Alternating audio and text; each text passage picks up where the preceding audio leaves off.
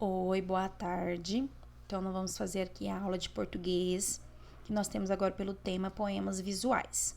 Lembrando que nós acabamos de estudar os infográficos, que também tinha lá como ideia trabalhar o visual. Então, ele passava informações, além da escrita, com com desenhos, imagens que trazia para a gente também informações, tá?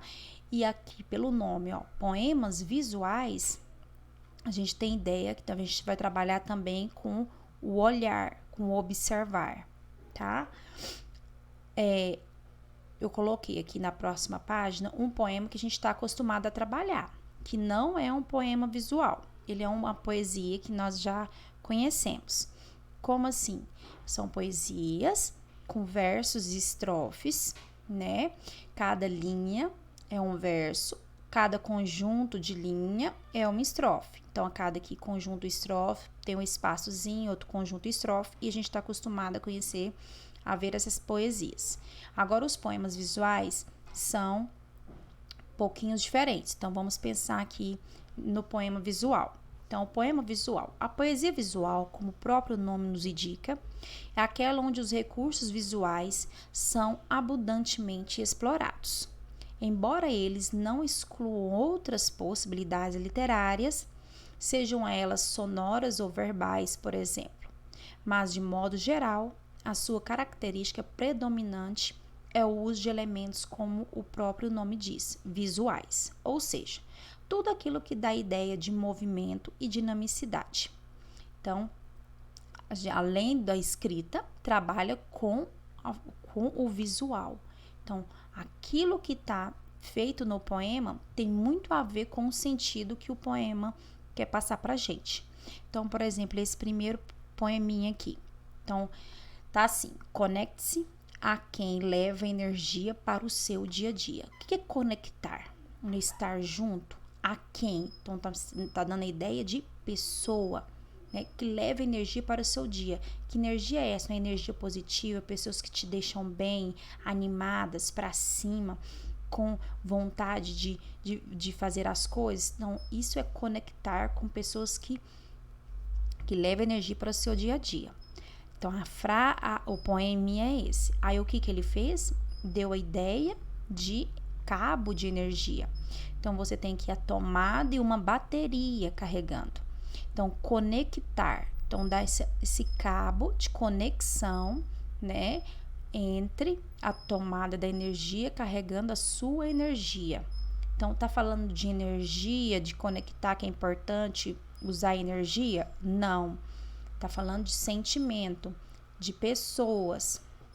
Então, além daquilo que você está observando, te faz refletir em várias coisas. Então, por isso que é um poema visual, que além de ler, você também leva a reflexão daquilo que você está vendo.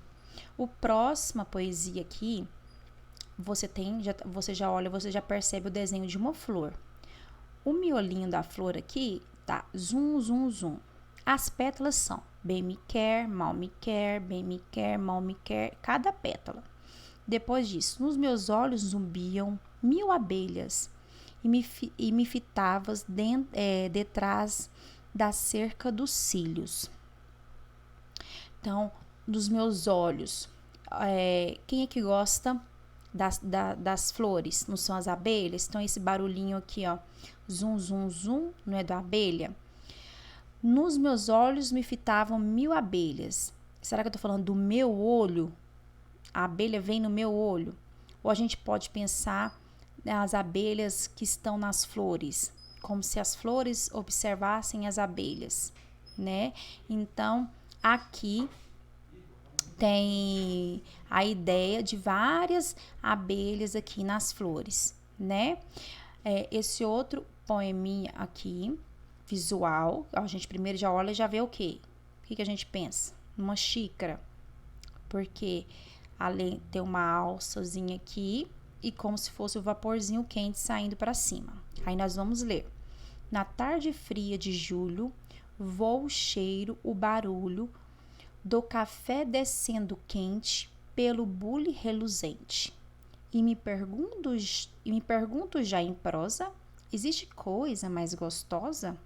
Do que a gente está falando? Do café quente na xícara, né? Então você já imagina numa tarde fria de julho e você a pessoa tomando esse café quente para se esquentar, né?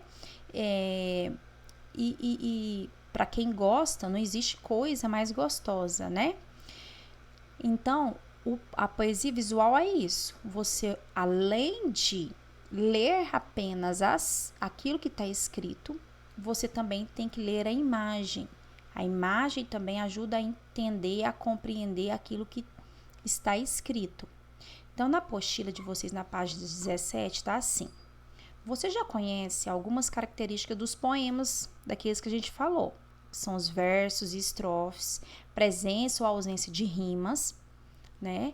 O jogo com sentido de palavras, mas e se os versos brincassem com o espaço da página em branco?